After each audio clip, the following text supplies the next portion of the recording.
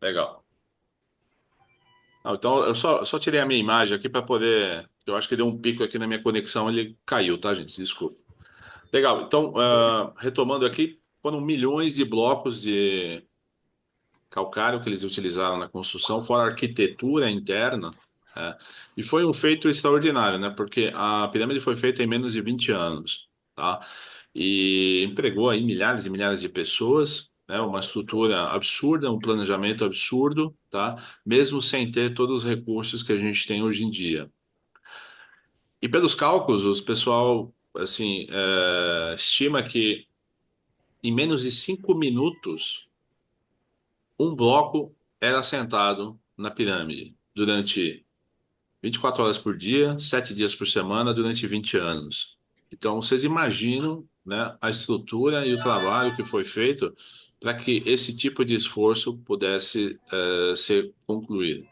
Agora, vocês imaginam que existia algum método de trabalho? Com certeza, né, gente? É impossível, né? Você produzir, transportar. Teve blocos que, assim, foram transportados por 800 quilômetros, entendeu? Sem ter carro, sem ter caminhão, sem ter trem, sem ter guindaste, tá? O pessoal, assim, não tinha roldana, entendeu? Não tinha, eu acho que eles não utilizavam nem a roda. E para vocês terem uma ideia, não existia nem camelo nessa época. O camelo foi levado mais tarde para o Egito, tá? Então, assim, foi uma obra realmente incrível. Existia, gestor de projetos? Olha, eu tenho quase certeza que sim. Deveria existir uma equipe de engenharia, até porque o nível de alinhamento norte, sul, leste, oeste é quase que perfeito, só não é perfeito porque a Terra mudou um pouco a inclinação ao longo desses últimos milhares de anos, né? Existem galerias que apontam para certas estrelas em determinados momentos do ano, alinhamento com a Esfinge, que é uma outra obra incrível que estimam que já estava lá muito antes da pirâmide ser construída, que inclusive a pirâmide teria sido construída ali naquele lugar, justamente porque a Esfinge já estava lá há, sei lá, cerca de 12 mil anos, é uma estimativa dos caras, tá? Eles sabiam sobre a precessão dos equinócios, então assim, é uma coisa maluca, tá? Esses caras realmente eram muito bons, bons engenheiros, bons arquitetos e com certeza bons gestores de projetos, tá? Um outro projeto que utilizou muito e realmente foi assim um divisor de águas no que se refere à parte de gestão de projetos foi o programa Apollo. Então, assim, colocar o homem na Lua foi um feito extraordinário. Eu acho que assim, em termos de proporção e complexidade, quase tão complexo quanto a construção da pirâmide de Keops.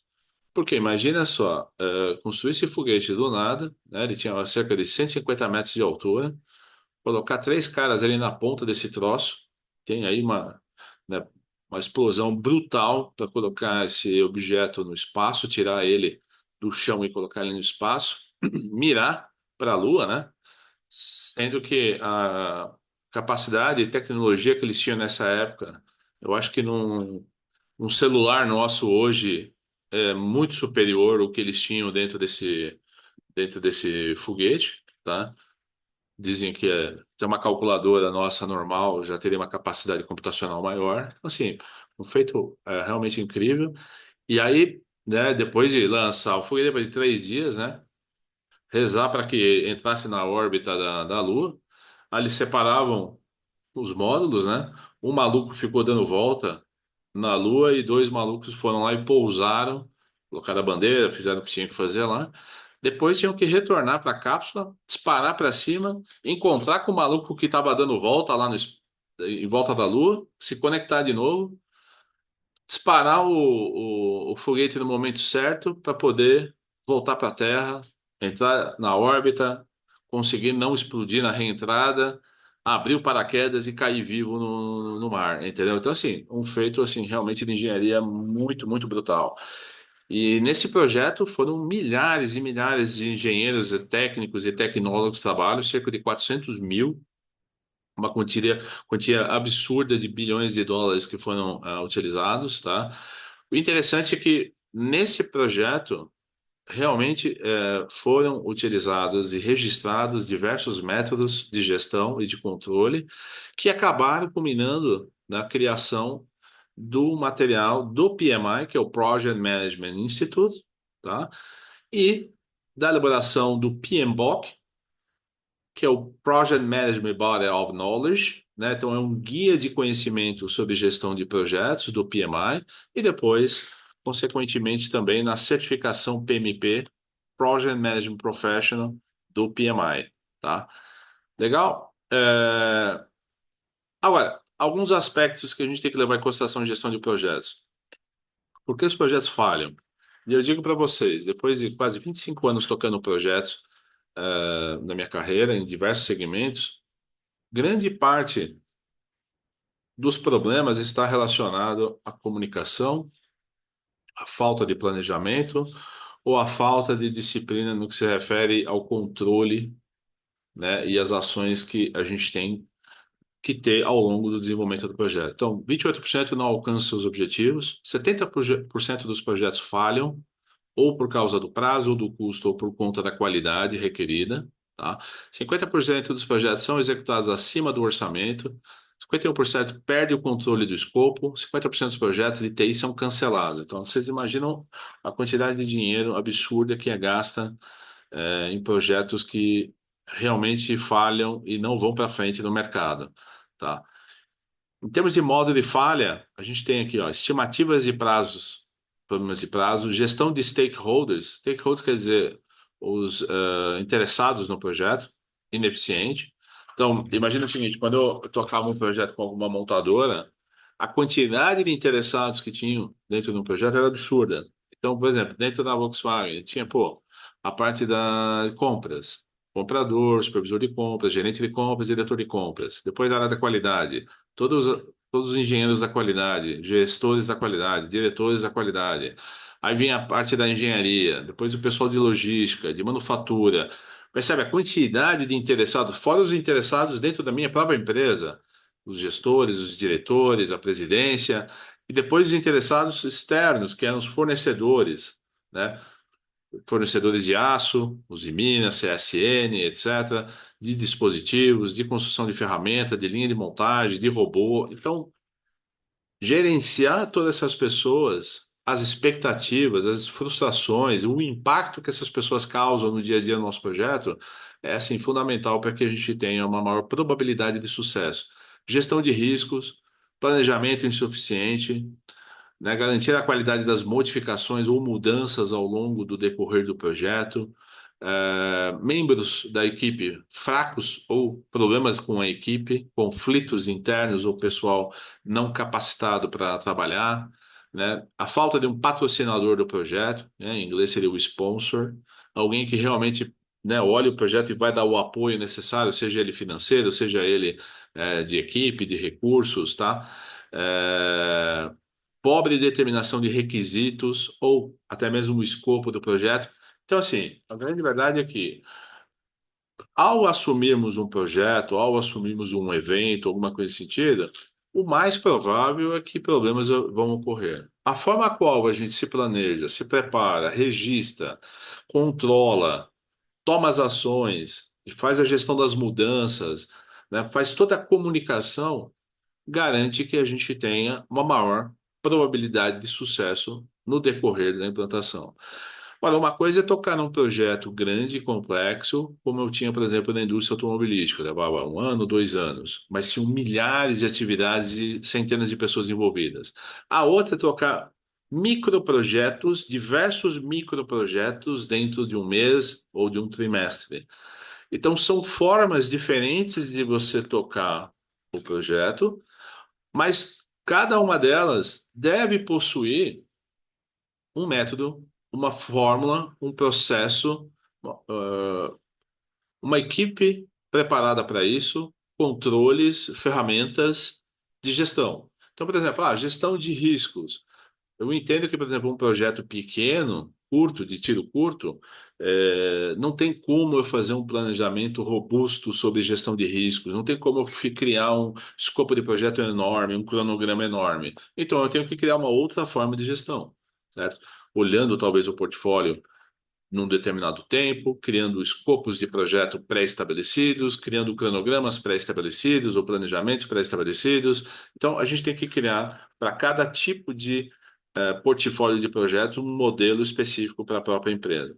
Então, fazendo um histórico rápido aqui, né, o homem chegou à Lua em 69 e, na sequência, né, o PMI foi fundado. Ou seja, o PMI, que é o Project Management Institute, o Instituto de Gestão de Projetos nos Estados Unidos, ele foi criado justamente para documentar tudo aquilo que eles aprenderam no programa Apollo, tá? Então foi criado o PMI, depois foi criado o PMBOK, depois a certificação PMP, que é uma certificação, uma das certificações mais requeridas no mercado em termos de gestão de projetos. Fazendo uma retrospectiva, então, lá de trás para frente, o que que acontece? Na década de 80, a gente teve um movimento forte de qualidade total. Por quê? Porque a indústria automobilística japonesa, principalmente tocada aí pela Toyota, pela Honda, pela Nissan, vinha impactando demais o mercado automobilístico, né? Todas as empresas, na verdade, aqui no Ocidente. Porque quando a Toyota criou o sistema Toyota de produção, ela acabou espalhando para dentro do Japão, né? Então, grandes marcas acabaram absorvendo também esse modelo de gestão de produção, de desenvolvimento de produtos e produção, que a Toyota acabou estabelecendo. Então, a Toyota acabou se tornando um ícone de qualidade, tá? Na esteira veio a Honda, a Nissan, tá? Isso foi espalhando para outras marcas japonesas, Sony e várias outras que a gente acabou utilizando aí, ou foi introduzido na década de 80 e 90, tá? Isso fez com que o Ocidente tivesse que correr atrás, porque a Toyota acabou se tornando a maior montadora do planeta. Hoje a gente tem a Tesla como maior montadora em termos de valor, né? É incrível, porque a Tesla hoje, se você somar o valor de mercado da Tesla, você pode pegar todas as outras montadoras juntos, eu acho que não dá o valor de mercado que a Tesla dá. Pode somar Toyota, Volkswagen, Mercedes, Audi, você pode somar todas elas, Renault, Peugeot, Ford, GM, Chrysler, soma toda Fiat, soma todas elas, não dá o valor da Tesla hoje, pra vocês entenderem. Mas durante décadas aí, a Toyota foi realmente quem conseguiu fazer isso, tá? E aí a gente tem um histórico aqui de reengenharia, controle de mudança de escopo, gestão, gerência de riscos, e aí, finalmente, né, escritórios de projetos, né, PMO, e depois a gente começou a evoluir até que a internet, né, começou a realmente fazer efeito e a gente começou a ter a possibilidade de fazer gestão de projetos internacional, ou fazer à distância, ou fazer remoto, né, mas foi uma curva de aprendizado e eu acredito que realmente a gente conseguiu chegar no ápice de gestão de projetos remoto, gestão de processos de forma remoto, quando a gente teve, infelizmente, a pandemia.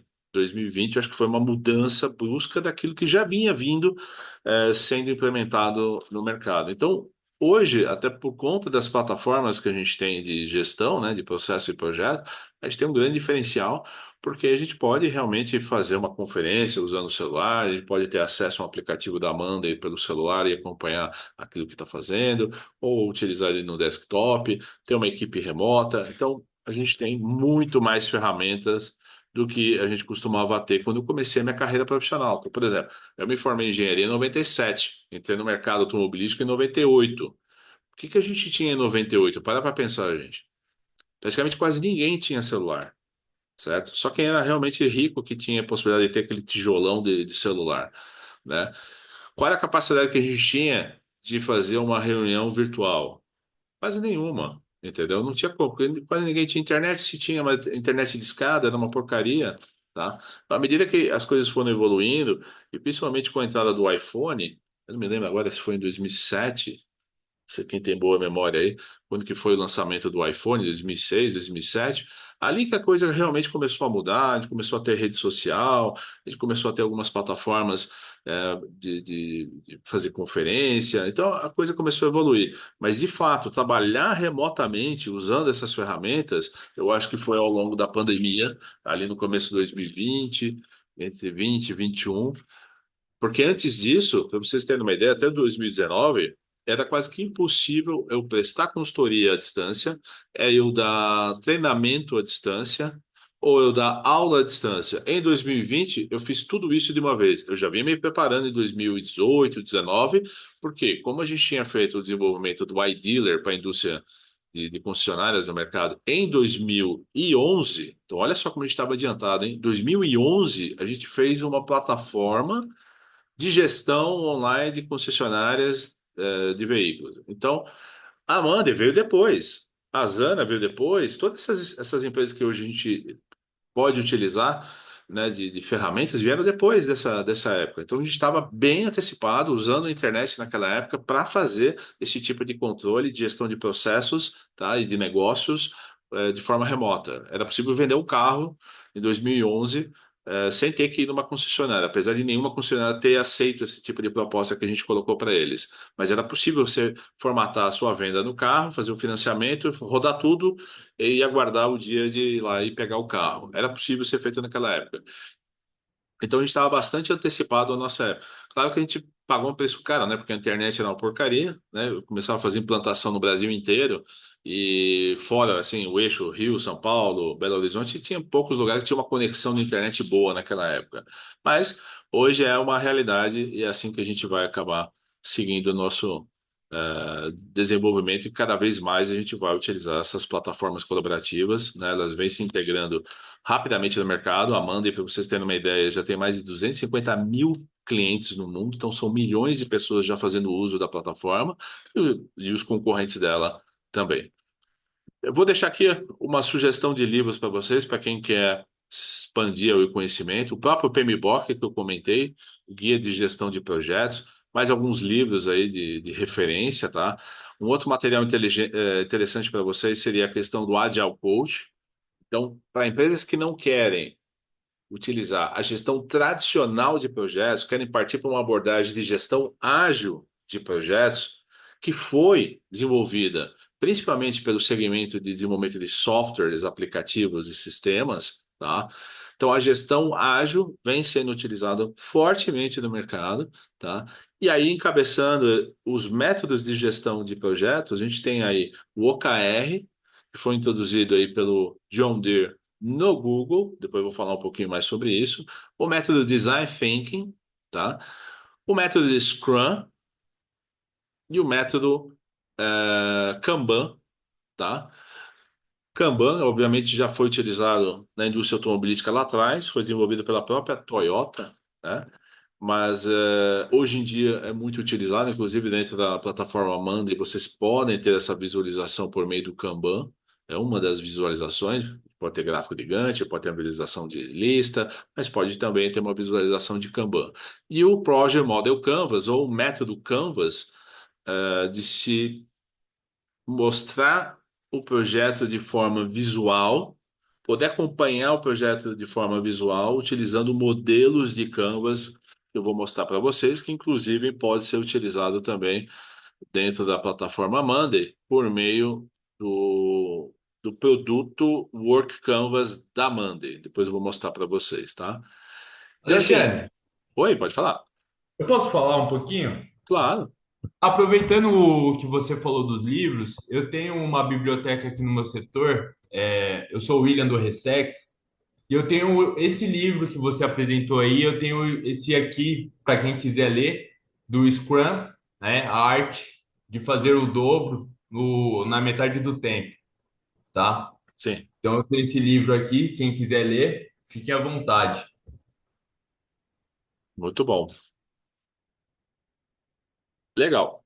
Então, eu vou tentar falar um pouquinho para você sobre a diferença entre os métodos. O que é o método tradicional de gestão de projetos? Então, por exemplo, eu quero construir um viaduto, quero construir uma estrada, uma ponte, uma pirâmide, tá? Construir uma linha de produção, quero produzir uma linha de produção de veículos ou de aviões, né?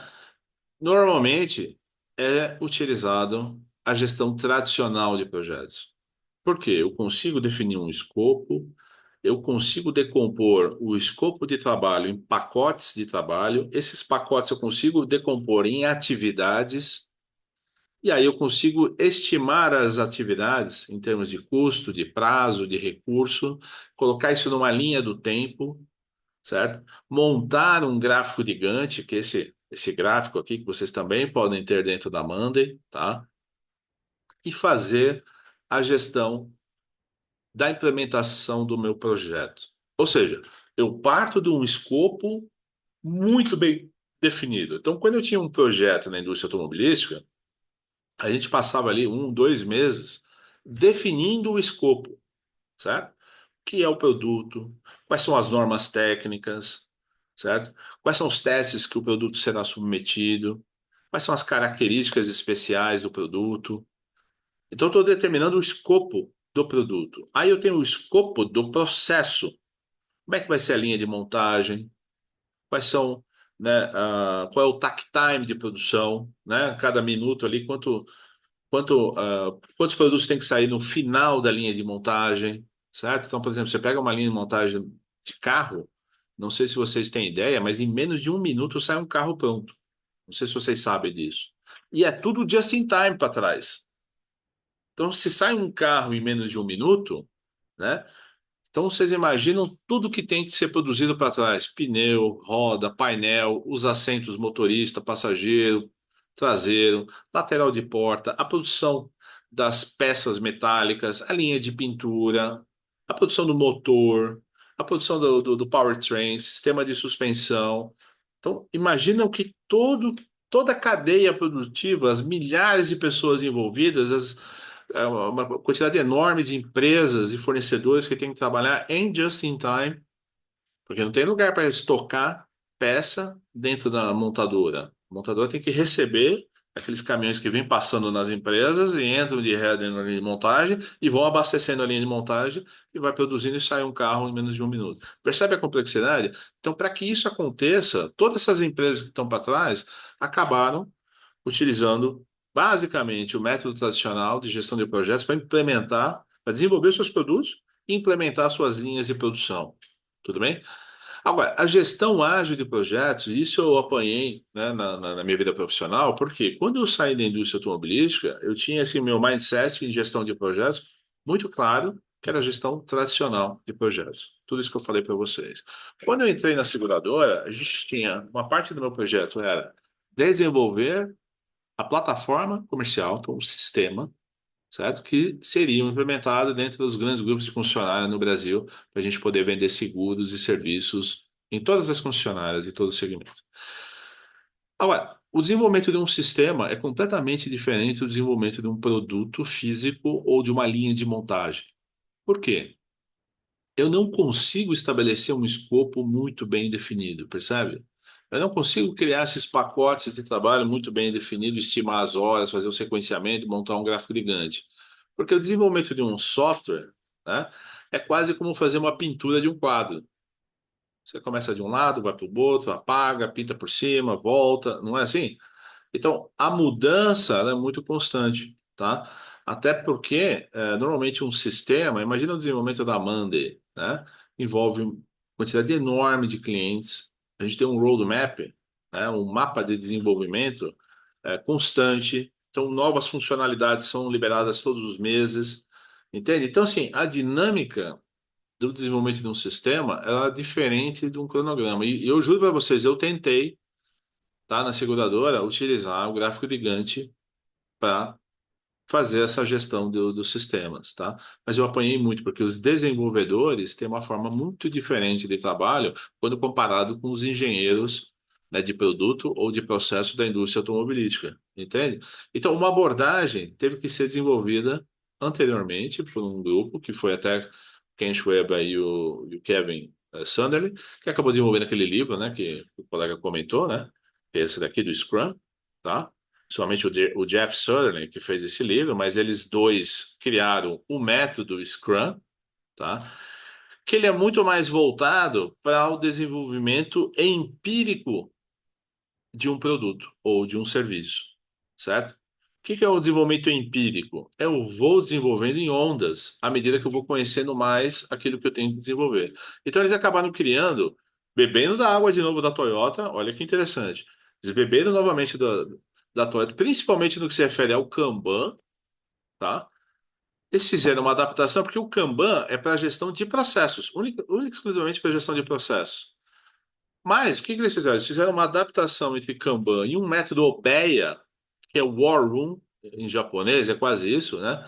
que eles utilizavam lá para gestão de projetos, eles fizeram uma mistura do Obeya com Kanban e mais algumas outras técnicas e acabaram desenvolvendo o Scrum, que é um método de gestão ágil de projetos. Então, eles acabam utilizando algumas coisas como um backlog.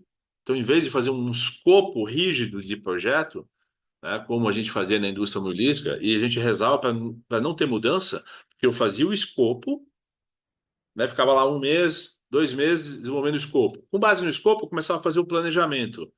Milhares de atividades, 10 mil, 15 mil atividades. Estimar a duração de cada uma dessas atividades, estimar o recurso de cada uma atividade, fazer análise de predecessora, amarrando dentro do cronograma uma a outra, certo? Para depois comunicar para toda a equipe: olha, vocês vão ter que trabalhar de acordo com esse cronograma. Então, extremamente rígido, top-down, de cima para baixo, né?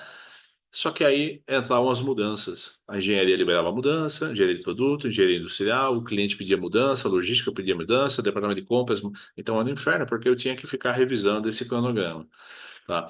Em vez disso, no desenvolvimento de software, como essas mudanças são assim diárias e uma alta frequência, por conta da dinâmica de fazer um código, né, de programação, então eles utilizaram um outro modelo, que foi o método Scrum, na verdade, o Scrum com Kanban, né? Porque você cria o backlog, certo? Cria um backlog, uma lista de desejos, começa a colocar certos critérios de aceitação, que são o que a gente chama de use stories, né? Para cada um desses desejos, organiza isso no backlog, faz uma priorização, determina algumas sprints e coleta desse backlog as funcionalidades que eu vou desenvolver em determinadas sprints, que é um tempo de desenvolvimento ali, de 4 semanas, mais ou menos isso. Tá? Claro que na indústria automobilística eu também não era bobinho. A gente também trabalhava em onda. Então eu tinha um planejamento macro das minhas atividades, mas eu também fazia meu planejamento por fases. Então, eu tinha a fase de desenvolvimento do produto, eu tinha a fase de desenvolvimento do processo, eu tinha a fase de desenvolvimento da instalação da linha de montagem, da produção, da linha de pintura, esse tipo de coisa. Depois, eu tinha a fase de desenvolvimento de embalagem, fase de desenvolvimento logístico, né? Então, eu também tinha a fase, eu não era maluco, né, de falar assim, eu não sei o que vai sair lá na ponta. Claro que a gente sabia. E a gente sabia também que a gente ia ter modificações ao longo do processo, mas eram métodos diferentes, porque eu estava lidando com coisa física, tal qual como vocês. Vocês não desenvolvem softwares, certo? Vocês têm projetos, né, onde vocês têm coisas físicas que têm que ser planejada, movimentada, instalada, depois desinstalada, né, trazer de volta para casa. Então tem um acontecimento físico, diferente de um sistema, diferente de um software que não é físico, certo? É bastante intelectual, né? Então são métodos diferentes, mas é possível misturar os dois métodos? É possível, até porque no gestão ágil a gente não tem só o Scrum, a gente tem o método OKR, a gente tem o método Design Thinking, que é um processo de ideação, certo? A gente tem o Canvas, que é bastante utilizado, né, em gestão ágil também, mas pode ser utilizado para um projeto tradicional. E o Kanban, a gente também pode utilizar, que também é considerado como um método ágil, a gente também pode utilizar. Então, ou seja, hoje em dia, grande parte dos projetos do mercado, eles são híbridos, percebe? Então, ter o conhecimento desses diferentes métodos pode fazer a diferença para vocês, tá? Então, quando a gente está fazendo a implantação da Monday, mesmo que vocês não percebam, a gente está usando parte desses processos. Por quê? Eu posso utilizar, por exemplo, o método Kanban, que está dentro da plataforma. Eu estou utilizando a gestão tradicional quando eu tenho uma visualização de gráfico de Gantt. Agora, eu posso tocar processos internos dentro da minha empresa, por exemplo, o processo comercial, certo? O processo de contas a pagar, o processo de contas a receber, o processo de reembolso. Então, são vários processos que podem ser utilizados fazendo uso do Kanban. Eu também posso implementar na empresa o método OKR de gestão de objetivos, que é considerado também um método de gestão ágil. Então, o que acontece? O mercado vem evoluindo, primeiro dessa briga de gestão tradicional e gestão ágil, tá? Para o conceito de negócio ágil, que é o Business Agility. No Business Agility, a gente pensa na empresa, né, tentando buscar o melhor de todas essas métodos, essas ferramentas, para que a empresa prospere, seja muito mais, tenha uma comunicação muito mais assertiva, efetiva, que eu tenha relatórios em tempo real, que eu saiba exatamente o que está acontecendo na empresa, sem ter que ficar fazendo tanta reunião, mandando tanta mensagem, né, perdendo tanto tempo montando relatório, porque a gente está utilizando o conceito do business agility, né, agilidade do negócio. Mas conhecer todos esses métodos, essas ferramentas, é fundamental para garantir o sucesso do negócio. Então vamos lá. Só contando aqui rapidinho um histórico, né, da evolução desses métodos ágeis. Primeiro a gente começou com o quê? O Fordismo e o Taylorismo. Então lá atrás, tal qual na indústria automobilística, quando eu entrei, a gente estava falando do quê? Do Fordismo, né? Que é produção em massa, certo? Ninguém questionava nada, era top-down, né? A diretoria mandava, o gestor mandava e assim, um colaborador não tinha muito como argumentar dentro da empresa. Esse é o modelo tradicional que era antigamente, que a gente chama de gestão 1.0. Já na gestão 2.0 foi quando eu comecei a trabalhar na indústria mesmo, a colocar ferramentas da qualidade com base no sistema Toyota de produção, que acabaram gerando, né, a ISO 9000, certo? Então a gente começou a fazer gestão por processos, certo? A ter um Better Scorecard dentro da empresa, a implementar indicadores, né, que a gente chama de KPI, tá? Key Process Indicator, então, indicadores de processos. Então, para eu ter indicadores de processo, primeiro eu tenho que ter o processo, na é verdade? E quando eu falo de processo, não é só o processo produtivo, são todos os processos administrativos. Processo de vendas, processo de desenvolvimento de produto, processo de compras, processo logístico, o processo de manufatura, processos da qualidade. Então, todos eles geram KPIs, geram indicadores, certo? Então, eu tenho o Better Scorecard, onde eu tenho ali mais ou menos os objetivos cascateados para as diferentes áreas da empresa, e eu tenho indicadores, e aí, com base nisso, eu começo a ter projetos de Lean Six Sigma, que são projetos de melhoria da qualidade, né? Pensando na melhoria contínua da qualidade. Essa é a mentalidade do japonês, né, gente? Foi assim que eles conseguiram fazer com que a Toyota se tornasse a melhor empresa automobilística do mundo, tivesse os melhores produtos, os melhores carros. A Honda também, trabalhei com a Honda durante muitos anos, entendeu? Então é impressionante como, eu costumo dizer, né, o pessoal começa a ficar mais velho, né, gente? E aí acaba comprando um carro de tiozão, né? Que é o Corolla, o Civic, não é verdade? E aí fala, pô, não, o cara é tiozão, porque tem um.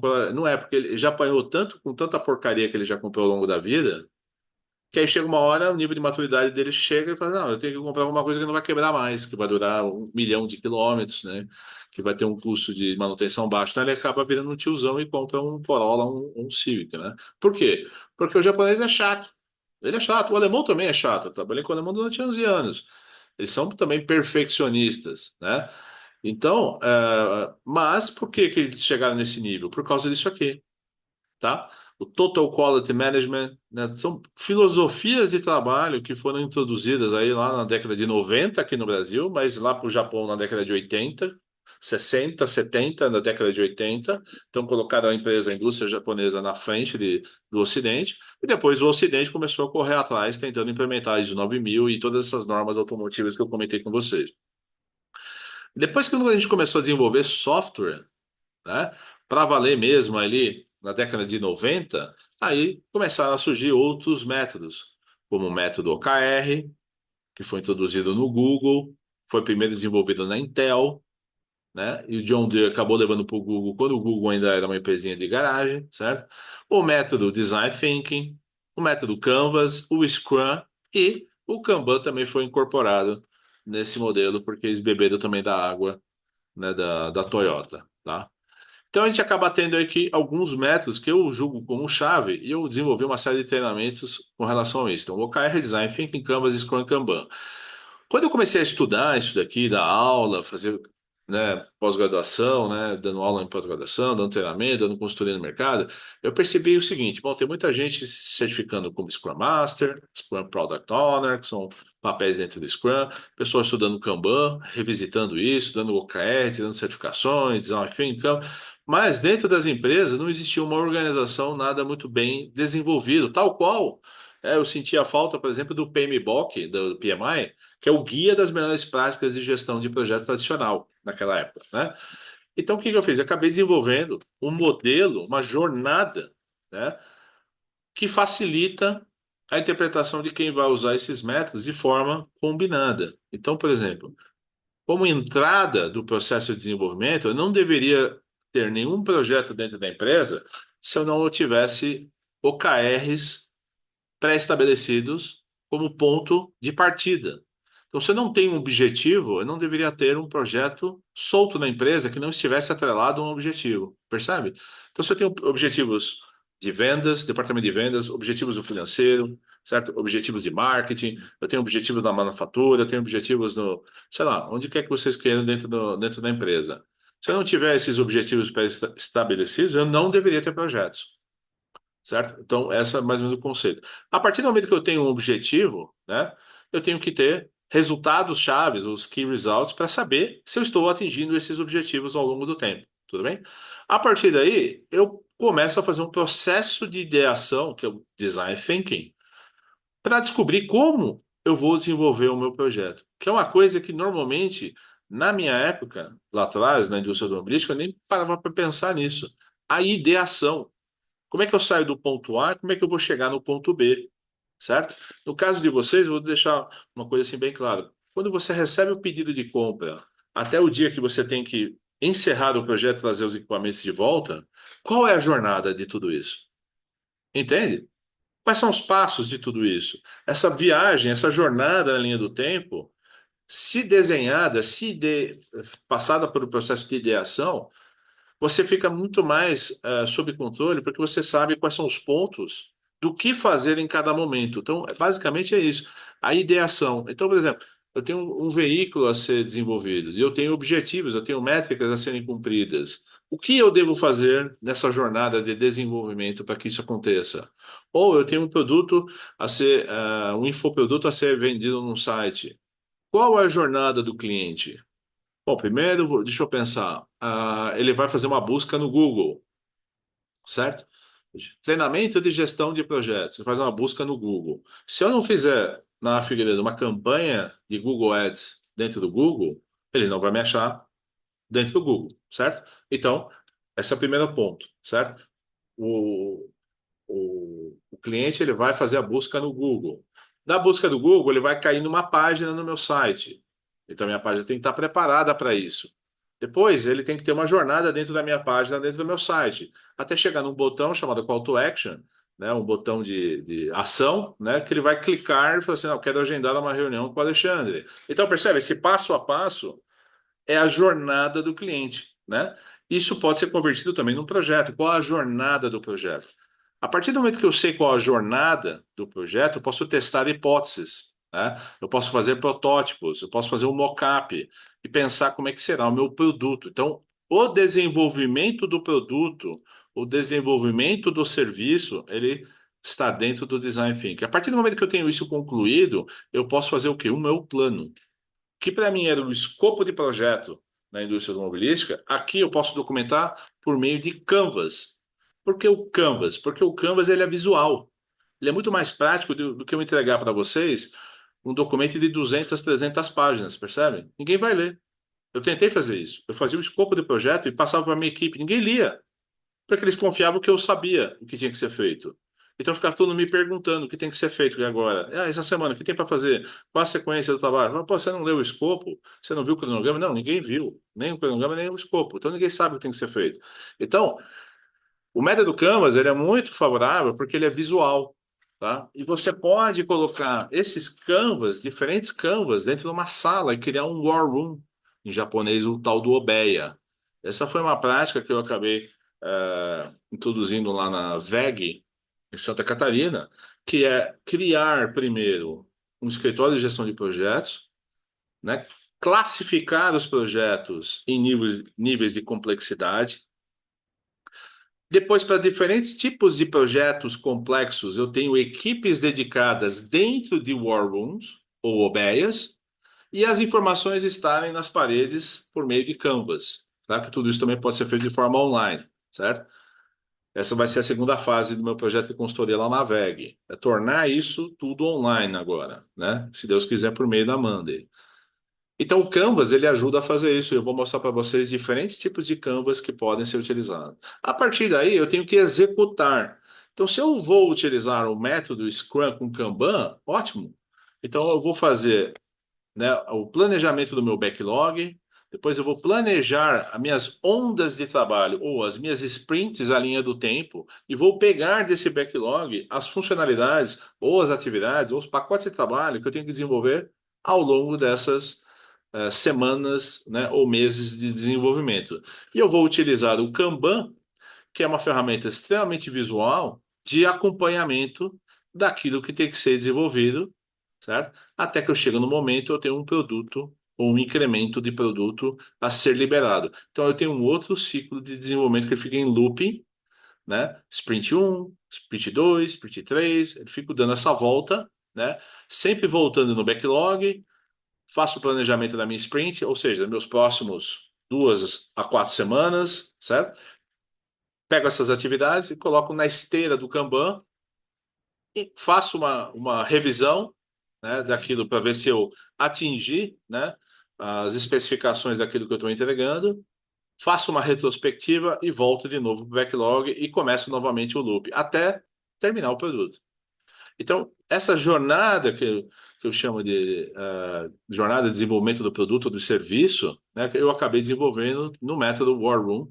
Eu criei um treinamento de gestão tradicional de projetos, o método tradicional para o War Room, bem como o método de gestão ágil de projetos.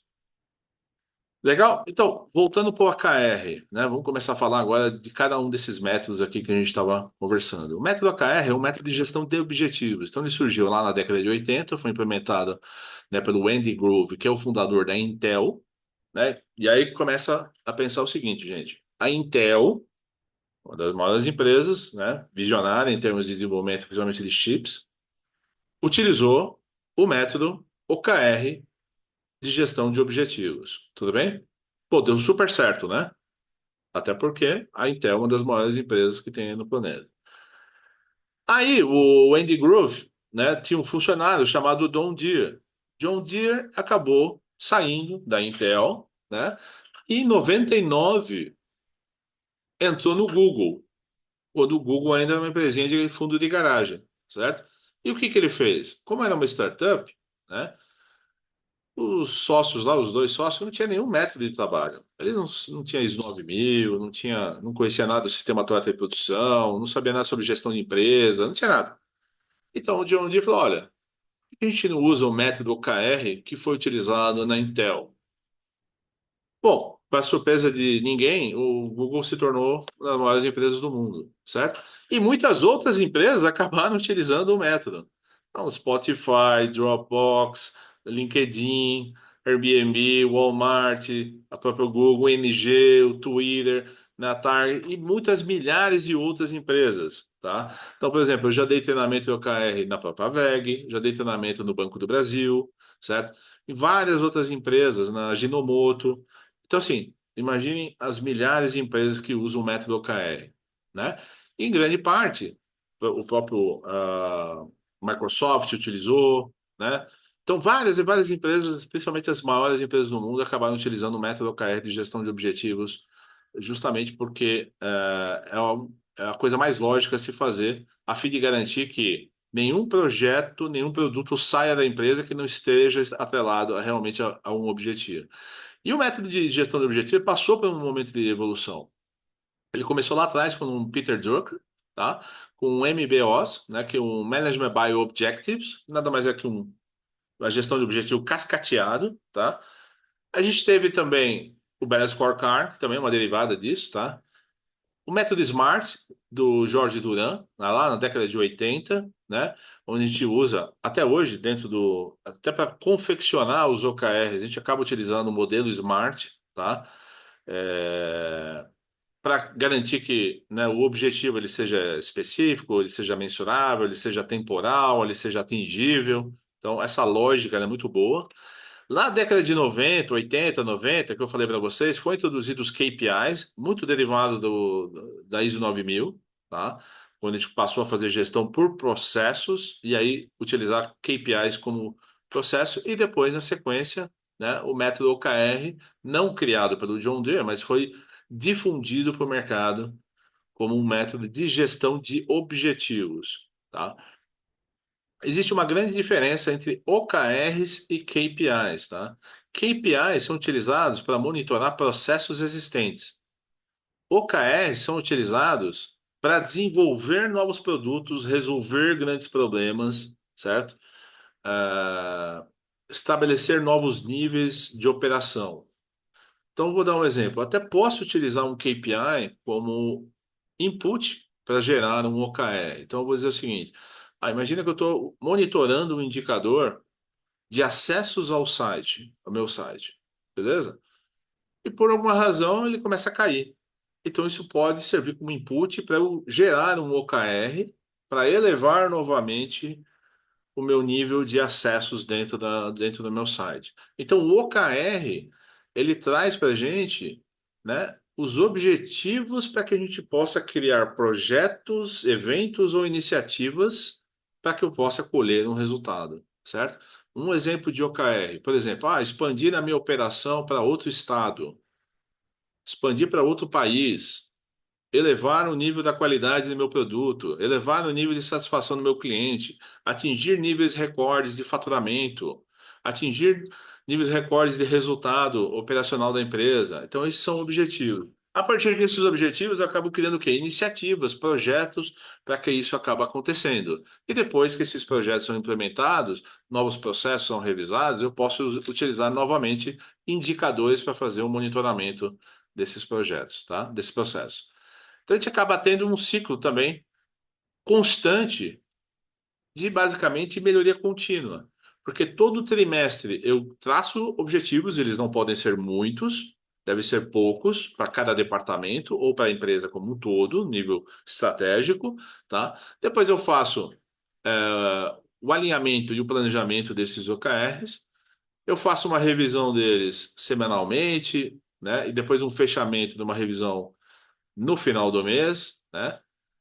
E depois eu faço a conclusão deles no trimestre, faço uma retrospectiva, volto para o meu planejamento de OKRs e eu entro num ciclo constante de melhoria contínua, porque eu estou implementando para cada OKR diversos projetos ou iniciativas de melhoria contínua, percebe? Então não tem um fim. É meio que um processo assim infinito de melhoria contínua. É por isso que essas grandes empresas, né, que eram startups no começo, se tornaram unicórnios, eles entram num loop de crescimento constante por conta desse método de gestão de objetivos. Então, para cada objetivo, eu tenho que ter alguns poucos key results, resultados chaves, três, quatro, cinco no máximo, né?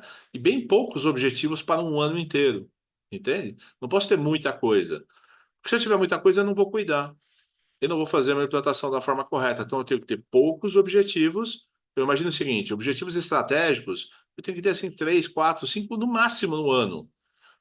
Objetivos táticos, departamentais, né, departamento de vendas, departamento da qualidade, departamento, né, de projetos, eu tenho que ter três, quatro no máximo no trimestre. Porque para cada key result, para cada objetivo desse, eu tenho que ter uma lista de iniciativas e projetos resultantes para que eu possa garantir que cada key result seja atingido. Tudo bem? Então, eu tenho finalmente projetos estratégicos, onde eu tenho uma cadência anual, normalmente criados aí pelo CEO, pelo presidente, né, pela alta direção da empresa, né? E eu tenho projetos táticos que são trimestrais, né? E eu posso ter também projetos operacionais mais simples que podem estar numa cadência semanal ou mensal. Então, isso depende da estratégia da empresa. O importante é que eles não são cascateáveis, certo? O, o OKR do CEO, do presidente, ele não cascateia para os departamentos e funcionários. Esse modelo é realmente o Balance Scorecard, que eu comentei lá atrás, ou o Management by Objective, lá da década de 50 e 60. Aqui não. O, os OKRs estratégicos, eles têm vida própria. Eles têm projetos próprios. Diferente dos táticos, que também têm a sua vida própria e eles correm em paralelo na empresa. É claro que as iniciativas, os projetos decorrentes desses OKRs estratégicos, eu tenho a participação dos gestores e dos colaboradores, sem problema, entendeu? Mas cada nível da empresa tem os seus próprios objetivos. Esse é o grande conceito, tá? Então, eu tenho um nível organizacional, posso ter no nível departamental, e eu posso também ter objetivos no nível individual, onde eu tenho uma cadência muito mais curta, semanal ou mensal, aqui trimestral e aqui no nível da empresa como um todo, anual, tá? E eu posso ir pegando dando exemplos aqui, por exemplo. Veja só essa formatação de objetivo e resultado. Vamos ver se está bom. Quer ver? Ó? Objetivo: melhorar a satisfação do cliente. Ótimo, isso é um objetivo louvável. Eles devem ser assim mesmo, né?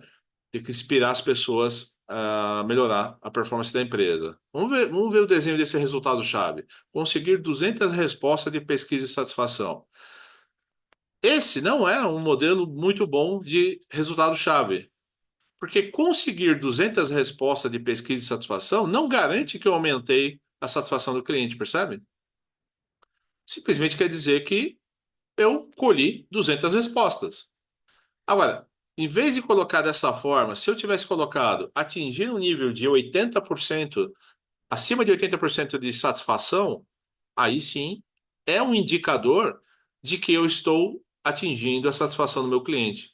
Então, se eu sair de 50% para 80% ou acima de 80%, esse sim é um indicador. E não conseguir as 200 respostas. Ou seja, conseguir as 200 respostas são o quê? São iniciativas, não são key results. Então, por que eu estou falando isso? Porque a forma correta de elaborar, né, o texto do objetivo, dos key results e depois da iniciativa é fundamental para que a gente não erre no desenho. Então, por exemplo, vamos pegar essa próxima aqui. Alcançar métricas recorde em todas as áreas do marketing. Vamos lá. Key result. Resultado-chave. 500 mil visitantes no site. Ok, isso aqui realmente pode ser um indicador. Só falta aqui, por exemplo, a linha do tempo. Em quanto tempo? No trimestre, no mês, certo? 30 mil, gerar, aqui 500 mil visitantes no site. Gerar 30 mil leads por mês. Ok, isso está correto. Percebe? Então, esse texto aqui, para resultado-chave, está muito mais favorável do que esse texto aqui, para esse objetivo de satisfação. Então, a redação do texto é fundamental para que eu possa ter um alinhamento. Então, eu tenho que ter um objetivo bem definido, e aqui não tem número, tá? Não tem métrica, ele é só um objetivo. E aqui sim, no Key Result, eu traço a métrica e defino depois as iniciativas consequentes disso. Então, para ter 500 mil visitantes no site, aí eu tenho que ter o projeto X, o Y, o Z, fazer um novo site, fazer uma campanha de Google Ads, contratar uma empresa de marketing digital, fazer campanha de e-mail marketing. Percebe? Eu tenho todo um monte de coisa que tem que acontecer para eu ter esse nível de visitantes. Para ter 30 mil leads, eu preciso ter um produto bom, um serviço bom, uma landing page bem montada, um call to action, um formulário para a pessoa poder preencher e gerar esse lead, né? Colocando nome, e-mail, telefone, etc. Tá? Aí sim eu tenho uma condição de lead. Então, só para dar um exemplo para vocês de como deve ser feita essa redação. Tudo bem sobre o método OKR, pessoal? Posso dar sequência?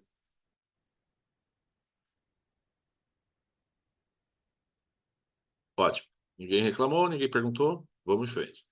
Agora vamos falar um pouquinho sobre design thinking, que é aquela jornada de ideação que eu comentei para você. Então, esse livrinho aqui do Tim Brown é bastante interessante para quem quer entender um pouquinho mais sobre esse método. Mas, em linhas gerais, o que que a gente tem aqui? Algumas fases do processo de ideação de um produto, de um serviço. Primeiro, a empatia. Eu tenho que me colocar no lugar do meu cliente. Eu tenho que me colocar no lugar das pessoas que vão utilizar o meu produto ou o meu serviço. Então, eu tenho que passar por um processo de empatia. Se eu não tiver um processo de empatia, se eu não me colocar na posição de quem vai cair no meu site, quem vai utilizar o meu serviço, o meu produto, a forma a qual ele foi desenhado, se eu não me colocar na posição daquela pessoa que vai comprar aquilo que a gente está oferecendo, dificilmente eu vou desenvolver um produto ou um serviço, né, que vai ter uma satisfação elevada. Então, primeiro, eu preciso fazer um processo de empatia. Depois, eu preciso fazer um processo de definição. O que que eu quero fazer? Qual é o meu objetivo? Qual é a minha meta, né? Para eu poder focar. Depois eu faço um brainstorming, um processo de ideação, né? Na jornada do cliente, como eu posso fazer aquilo acontecer, certo? Então é um processo de ideação. Depois eu posso passar por um processo de prototipação, teste de conceito. para depois fazer a implementação. Então, essa é mais ou menos a jornada. Então, o que faz o Design Thinking ser um modelo de sucesso? Primeiro, porque é um processo criativo, tá? É um modelo interativo. É uma forma de você captar ideias de diferentes pessoas com diferentes aptidões, uma equipe multidisciplinar para resolver problemas, para desenvolver produtos, para desenvolver serviços. Então é como pegar uma equipe multidisciplinar e falar, moçada, a gente vai ficar numa sala durante uma semana, tá? E no fim dessa jornada vai ter que ter um produto, um mínimo produto possível a ser testado junto a um perfil de clientes ou uma base de clientes, tá? Então essa é mais ou menos a ideia. Então ele deve ser empático, eu tenho que me colocar no lugar das pessoas, ele deve ser colaborativo, ele deve ser feito por meio de experimentação, com foco em inovação, com foco em soluções disruptíveis, principalmente voltado aí para Lean Startups, empresas que já nascem, né, de forma disruptiva, já nascem nesse conceito de Business Agility que eu comentei para vocês, do Lean, que veio gerado lá do sistema Toyota de produção. Por exemplo, eu estou tentando melhorar a minha empresa. Eu quero que ela seja mais ágil, tenha uma comunicação mais efetiva. Eu quero concluir meus projetos de forma mais satisfatória. Eu quero reduzir os custos, né? Eu quero melhorar o índice de satisfação do meu cliente. Eu quero implantar a Monday dentro da minha empresa. Tudo isso pode ser feito pelo método Design Thinking. Percebe? Essa é é o melhor modelo de desenvolvimento, tá? Então a gente pode ter aqui alguns preceitos, né? Ele deve ser centrado no ser humano, até porque a gente tem que lidar com o ser humano, né? Nós, nossa equipe interna, nossos clientes, né? Nossos funcionários, nossos prestadores de serviço, nossos fornecedores, todo mundo, né? A gente tem que fazer com que trabalhe de uma forma centrada. Deve ser co-criativo, então deve ser feito por uma equipe multidisciplinar. Então a gente só vai atingir bons resultados, bons indicadores, a partir do momento que a gente tenha uma equipe multidisciplinar trabalhando no sucesso desse empreendimento, tá? Ele deve ser feito de forma experimental, evolutiva, deve ser evidente, visual, né? Então, o meio de quadros, de kanbans, né, de formas visuais de desenvolvimento, ajudam muito no entendimento, muito melhor do que documentos escritos e redigir. E deve ser holístico, porque eu devo olhar a empresa de uma forma holística, né, entendendo cada passo, né, que eu tenho para entregar meu produto, meu serviço no final do dia. Então, eu tenho que passar por um estudo etnográfico. Eu tenho que ver, ouvir, sentir, realmente me colocar no lugar do cliente. O que que o cliente sente quando a gente entrega nosso produto, nosso serviço? O que que a gente vê, né, em questões culturais, comportamentais? Será que se eu entregar um produto, o meu serviço, para uma equipe, um cliente no sul do Brasil é igual do que se eu entregar meu produto, meu serviço no Nordeste? Eu já passei por isso. Fazendo implementação de um projeto em Recife, depois fazer em Porto Alegre, depois fazer no Rio de Janeiro, depois fazer no interior de São Paulo. Cada perfil desse é diferente, né? Historicamente, culturalmente, socialmente. Então, se eu não tiver essa percepção antes de começar a implementação do meu projeto, muito provavelmente eu vou ter problema no decorrer do andar de carruagem, né? Então, é isso. Ele deve ser criativo, né? Deve ter uma equipe multidisciplinar trabalhando nessa solução, nessa jornada, antes do desenvolvimento, tá, gente? A gente está fazendo a ideação, tá? Captar ideias, né? Fazendo o processo de ideação para que a gente possa ter uma jornada satisfatória, tá? E aí, a partir daí, eu tenho o quê? Criar um briefing, né? Esse modelo duplo diamante me permite, primeiro, pegar um briefing. O que que é o briefing? É uma descrição daquilo que eu tenho que desenvolver. É quase como um mini escopo de projeto. Aí eu faço um processo de ideação. Quem sabe o desenvolvimento de um mapa. Aí eu tenho que sair do ponto A e chegar no ponto B. Depois eu foco com o quê? As possíveis soluções para cada momento dessa que eu comentei para vocês, desse mapa da jornada do desenvolvimento. Depois eu foco de novo no desenvolvimento do quê? Pô, eu tenho que criar meu produto, né? Desenvolver depois o meu protótipo, submeter a uma validação desse conceito da ideia, para daí depois criar realmente um backlog de pacotes de atividade ou de atividades que devem ser, ou de funcionalidades que devem ser desenvolvidas, que depois eu posso tocar ou pelo método de gestão tradicional de projetos ou Scrum com Kanban. Então, mais ou menos essa é a ideia. E no final tem o quê? Uma prototipação ou por meio de sistemas, ou por meio de mockups, ou por meio de simuladores.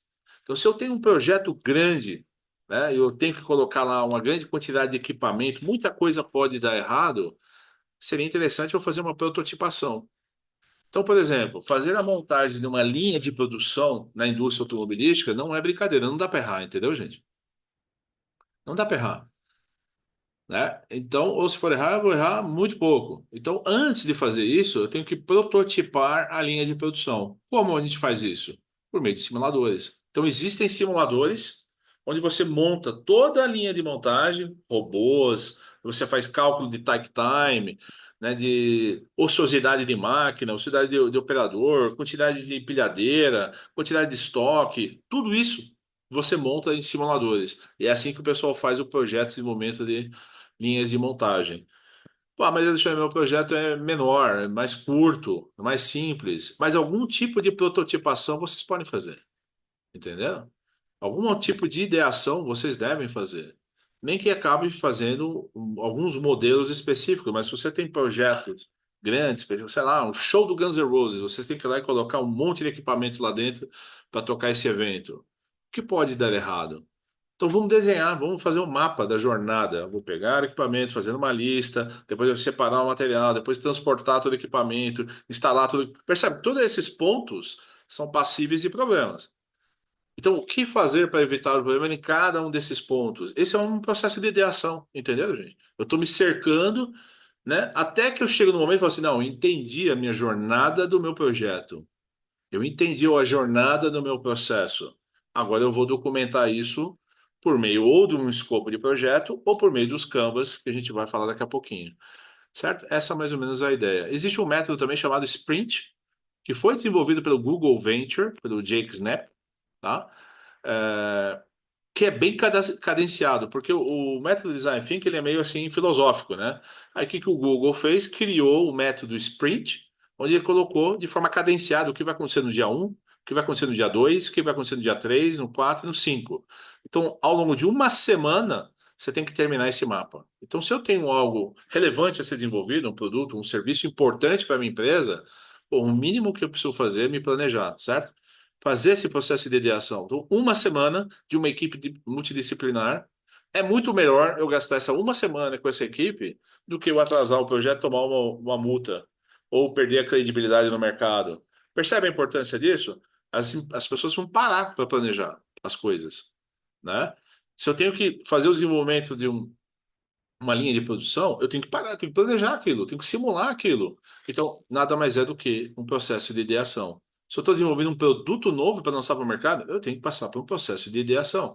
Então, a sugestão aqui do Google é pelo menos uma semana, certo? Uma semana de desenvolvimento. Legal, vamos em frente. Método Canvas, tá? O método Canvas é uma forma visual de você documentar aquilo que está acontecendo, ou no seu negócio, ou no seu projeto, né? Ou no seu lançamento de marketing. Importante é que, por meio desses documentos aqui, você pode plotar, colocar na parede numa sala de guerra, onde você vai ver o teu portfólio de projetos ou o teu projeto específico, se ele for muito grande, tá? E você começa a ter uma forma visual e não só, né, por meio de um escopo, de um documento, requisito de projeto. Então, aqui é uma filosofia diferente de visualização das coisas. Tá? Então, acho que eu tinha comentado para vocês que o Work Canvas dentro da Monday permite a gente criar isso aqui e colocar post-its de forma virtual para que a gente possa entender os negócios, tá? Então, o primeiro deles é um, né, que eu colocaria seria o quê? Por exemplo, o business plan do projeto. Esse aqui é um canvas que eu acabei criando. A gente pode até usar um antes dele, que é o canvas do problema e da oportunidade. tá? Então, pô, eu tenho um projeto novo, eu quero lançar um produto novo, eu posso utilizar o Canvas do problema e da oportunidade, onde eu vou documentar qual é o problema ou oportunidade que eu quero atacar. A partir daí, eu posso vir e montar um Canvas do quê? Do business plan, onde eu começo com a missão, visão e valores, o histórico que nos trouxe aqui, que pode ter um input daquele canvas do problema da oportunidade, o produto ou serviço que eu tenho que entregar. Então está ficando claro, tal qual é um escopo redigido, certo? Só que em vez de eu colocar ali em 200 páginas, eu vou colocar de forma visual, por meio do quê? De post-its, certo? Qual é o produto, né? Qual é o meu plano de marketing? Quem são os competidores? Análise SWOT, certo? Quais são as operações envolvidas, tá? Plano financeiro, qual o retorno desse projeto, dessa iniciativa? E quais são meus prazos? Então, essa é mais ou menos uma estruturação bem simples, tá? De como fazer isso. Se vocês quiserem, eu tenho modelos de exemplos para mostrar para vocês como é que funciona. A partir do momento que eu tenho a viabilidade do negócio estabelecida e documentada através desse Canvas, eu venho para o próximo, que é o meu Project Model Canvas, meu Canvas de gestão de projetos, onde eu vou documentar o quê? O porquê do meu projeto, o que do meu projeto, quem vai trabalhar nele, como será trabalhado, quanto e quando. Qual prazo e por quanto, né? Eu vou trabalhar. Então, essas divisões acabaram gerando esse Canvas desenvolvido por meu ex-professor de curso de MBA, o Finocchio, o professor Finocchio, tá? Ele criou esse Canvas aqui. Então, eu tenho aqui a justificativa do meu projeto, objetivos SMART, lembra que eu falei lá atrás, objetivo SMART? Quais são os benefícios desse meu projeto? O produto do projeto, quais são os requisitos do projeto, quem são os stakeholders, quem são os envolvidos, os interessados, a equipe do projeto que vai tocar, as premissas, né? Lembrando que premissa é tudo aquilo que eu acredito que é uma verdade, né? Então eu tenho, por exemplo, por premissa que o dólar não vai passar de R$ 6. É uma premissa, certo? Com base nessa premissa, eu vou conduzir as minhas iniciativas. Então é uma premissa, tá? Eu tenho como premissa, né, que no dia do evento do Guns N' Roses não vai cair a força, certo? É uma premissa, tá? O grupo de entregas, os pacotes de trabalho que devem ser entregues, as restrições que eu tenho de equipe, financeira, logística, o que quer que seja, os riscos do projeto, porque toda vez que eu tenho uma premissa, eu tenho um risco. Ó, a minha premissa é que o dólar não passe de R$ 6. Mas e se passar? Quais são as consequências? E quais são as minhas contramedidas? Bom, então eu vou fazer um hedge cambial, certo? Então eu tenho que fazer, né, um cálculo de risco em cima, principalmente das minhas premissas ou até mesmo dentro dos meus requisitos. Então eu tenho que ter uma análise de risco. Quais são as consequências, né, da falha? Pô, o caminhão que transporta os geradores quebrou. Qual é o meu plano B? Ah, eu tenho outro caminhão dentro de casa. Mas se ele tiver alocado, então eu tenho que ter um fornecedor já de cara contratado que rapidamente vai me colocar um caminhão para transportar. Entende o que eu estou falando?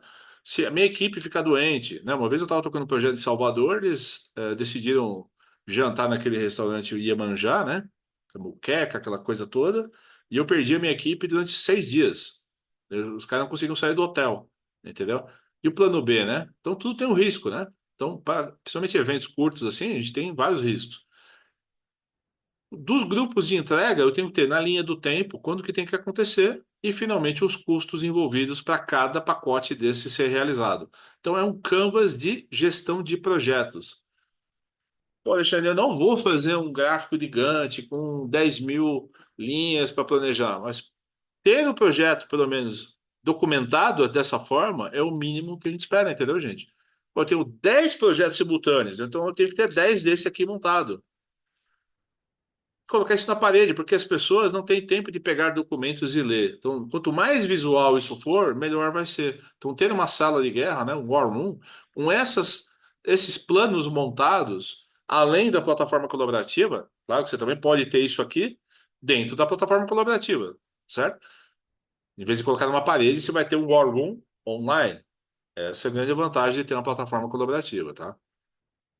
Eu posso ter o Canvas do Scrum com Kanban. Esse aqui fui eu que criei também, tá? Então eu tenho aqui um Scrum com Kanban dentro de um único Canvas. Então, quais são as informações que vieram lá do business case, quais são os objetivos, qual a proposta de valor do meu produto ou serviço, o backlog, né, meus desejos de funcionalidades ou atividades que eu tenho que exercitar, stakeholders, a equipe Scrum, o Kanban, né, Sprint Backlog, itens em desenvolvimento, testando, concluídos, o registro da revisão no final de cada sprint, definição de pronto, impedimentos que eu tenho ao longo dessa sprint, nessas 2 a 4 semanas, riscos, solicitações de mudança e, finalmente, a retrospectiva.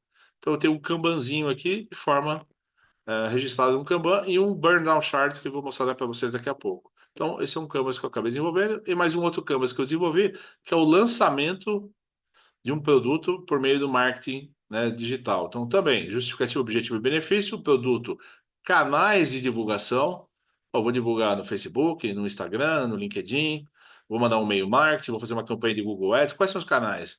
Proposta de valor, público-alvo, aí vem premissas e riscos, recursos, atividades e prazo. Aqui sai o cronograma, né, do lançamento, as restrições, quais são as métricas que eu quero atingir, voltando lá para o OKR, né, que a gente falou, e qual é o orçamento. Então, é um canvas para eu documentar como tudo isso vai acontecer. Então, numa forma visual, eu tenho como ter isso, né? Então, por exemplo, vou mostrar aqui para vocês dentro do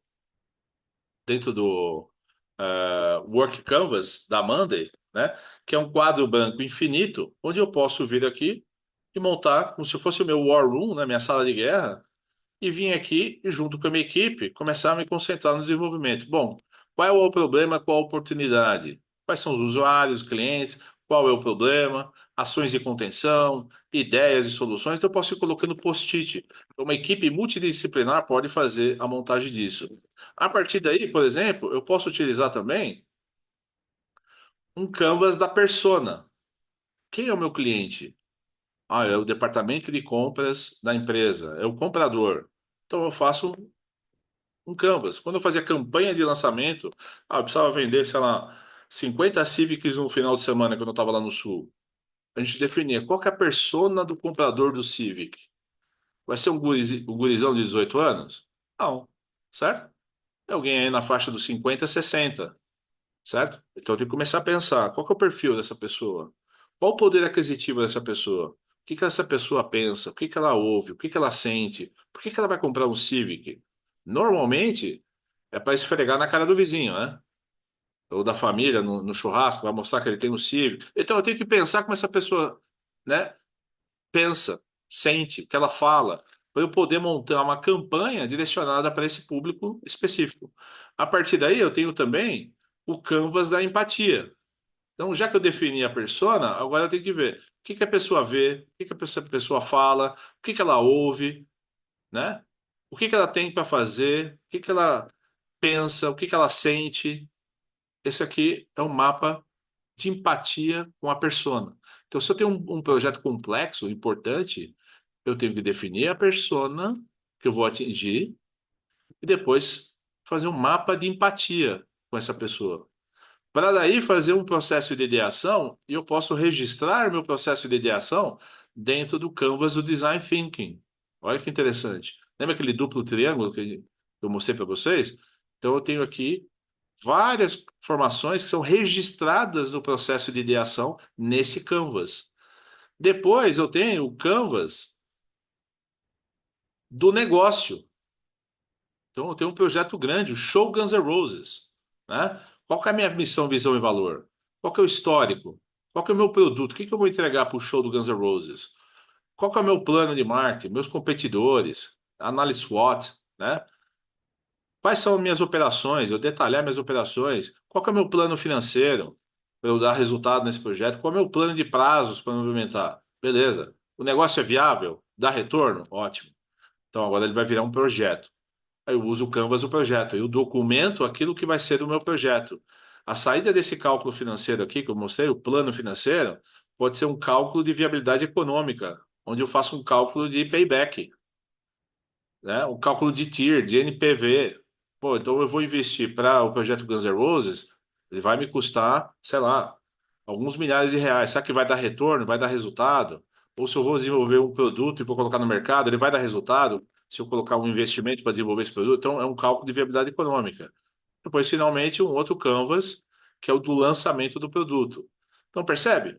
A gente pode ter diferentes canvas e cada projeto, o conjunto de projetos pode ter diferentes tipos de documentos a serem formatados e documentados. Então, essa é mais ou menos a ideia, né, de você ter o Canvas como ferramenta, né, de processo de ideação, tá?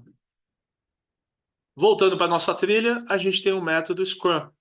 O colega comentou que vocês têm um livro, mas tem também o guia Scrum, tem esse SPBOK da Scrum Study, que é um parceiro nosso, tá? Tem a certificação deles também. Ou tem também no PMI o Agile Practice Guide para gestão ágil de projetos. Então tem uma série de documentos.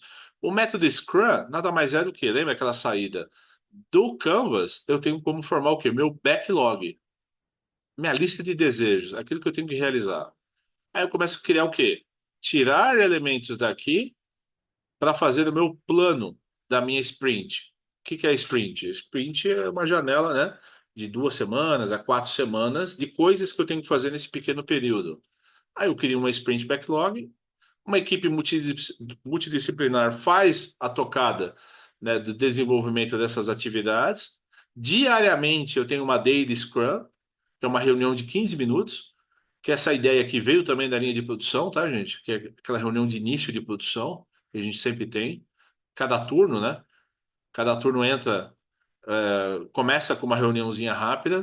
Inclusive, esse tipo de evento seria bastante interessante para vocês. Eu até comentei para o Luiz, para o Milton, para toda a equipe aí, que vocês deveriam ter uma sequência de reuniões, né? Reuniões diárias, reuniões semanais, reuniões mensais, né? Para definir realmente como está sendo a tocada do portfólio de vocês, os problemas diários sendo discutidos, ter uma revisão no final de um pacote ou de um período. Então, se vocês separam projetos por meses, que é assim que está feito, por exemplo, dentro da Monday, então no final de cada mês deveria ter uma revisão final para discutir o que deu certo, o que deu errado, se a gente confrontou tudo aquilo que tinha colocado como objetivo e realmente saiu. Depois fazer uma retrospectiva, né, e documentar quais foram os métodos que a gente utilizou que deu certo, que deu errado.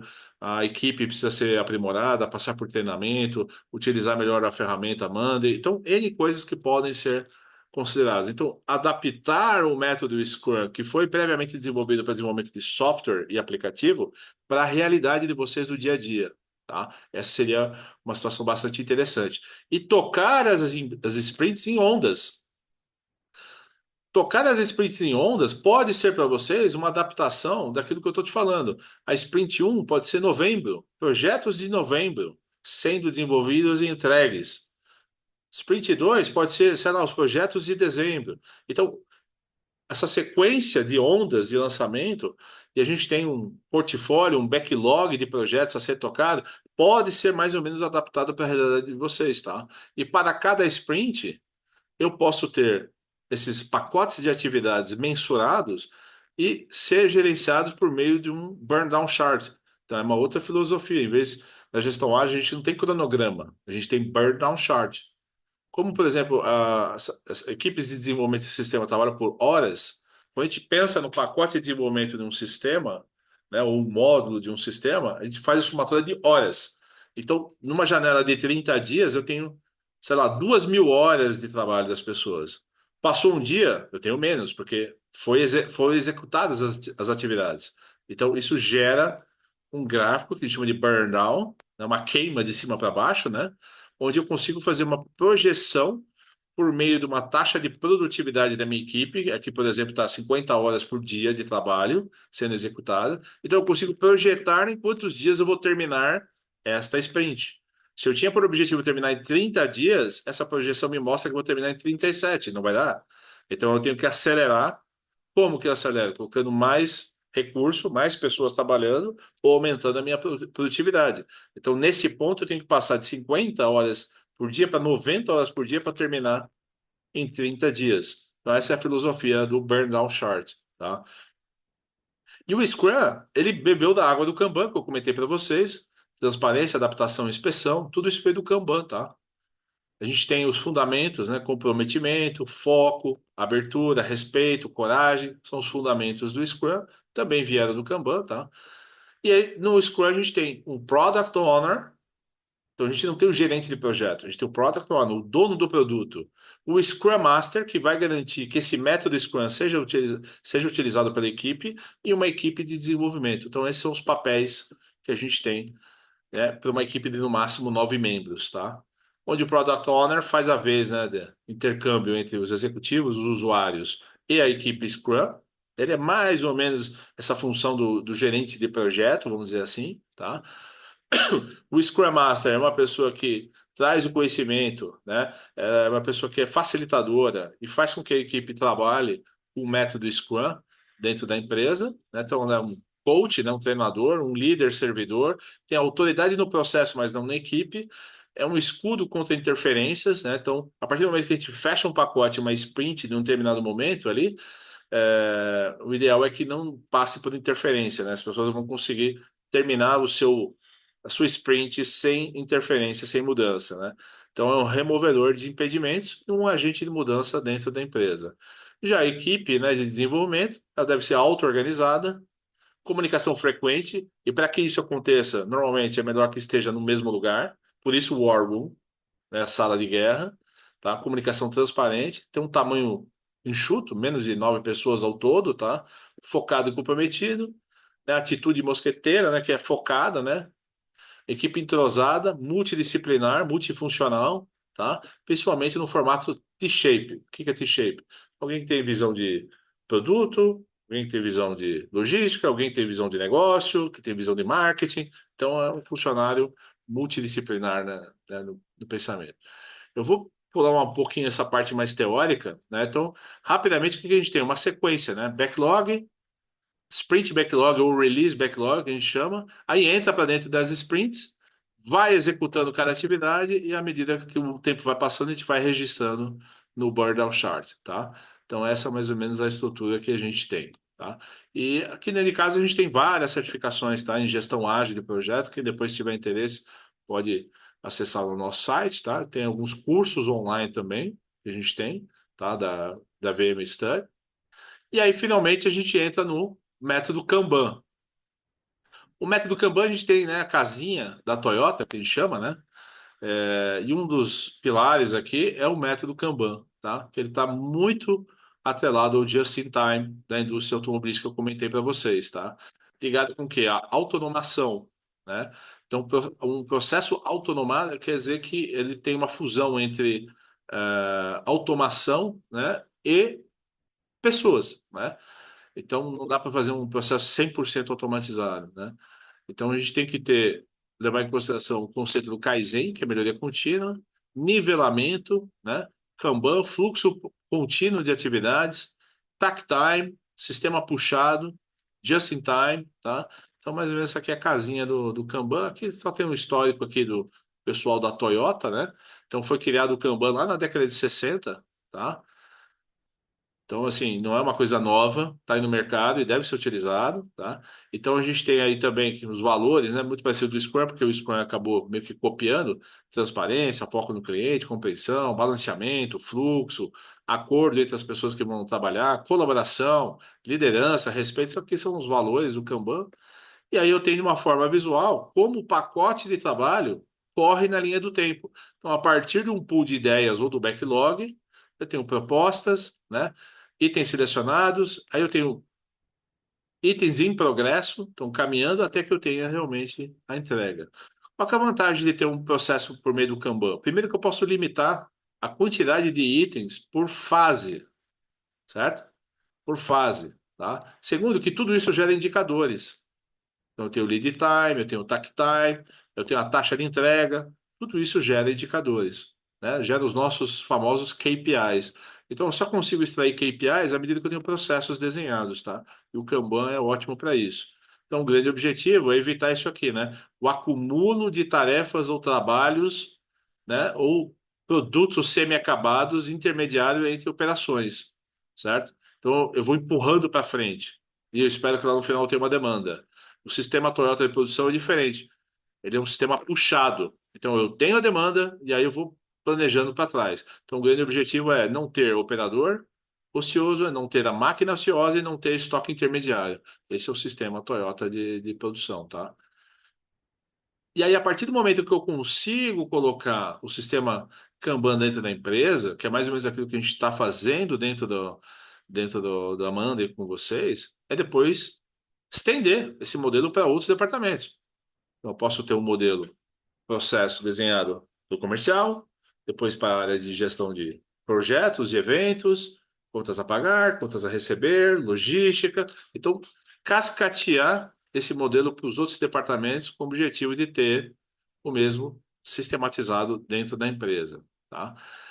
A segunda parte, eu entro mais nessa parte aqui de gestão tradicional de projetos. Então, eu já tinha falado um pouquinho para você sobre o PMI, não vou falar agora, tá? Dentro do PMI, a gente tem uma série de livros, uma literatura grande, tá? De como fazer gestão de valor agregado, como montar cronograma, como avaliar o nível de maturidade de projeto, como gerenciar portfólio, que é o caso de vocês, como gerenciar programas. Programas é um conjunto de projetos conectados, né?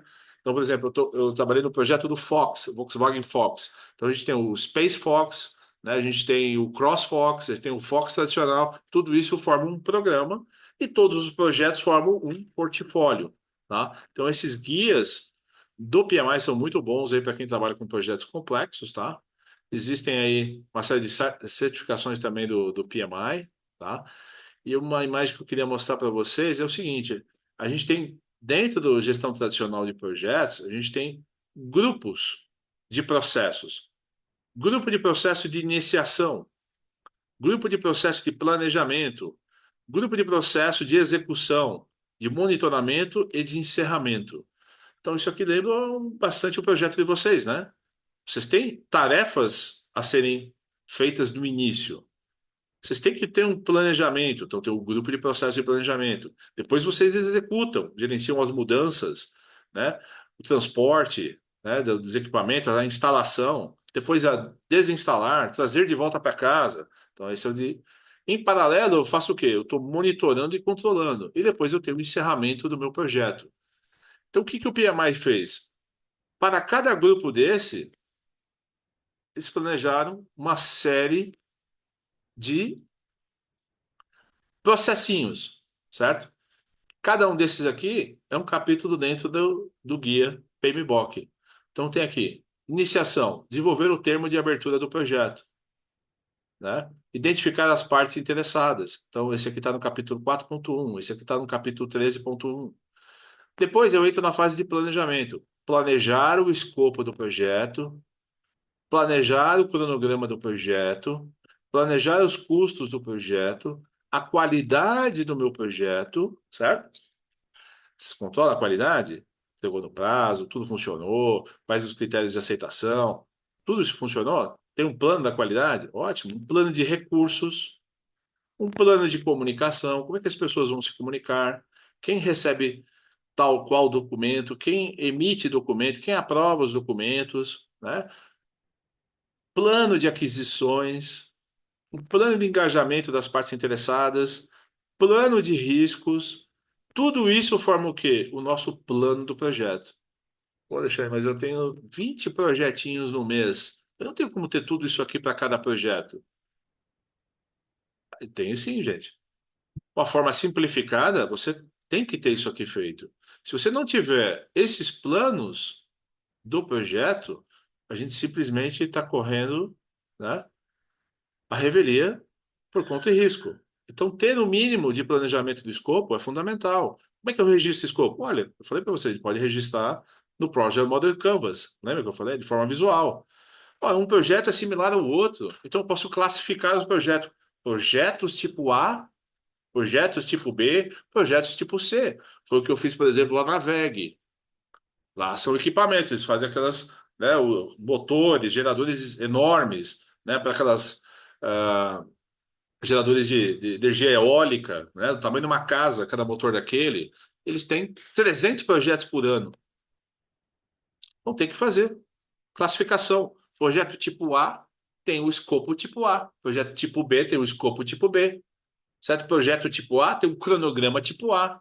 e assim por diante, entendeu, gente? Então é possível ser feito micro planejamentos para determinados projetos. De repente, registrar dentro de um Canvas, que é mais fácil do que ficar escrevendo, né, redigindo, tá?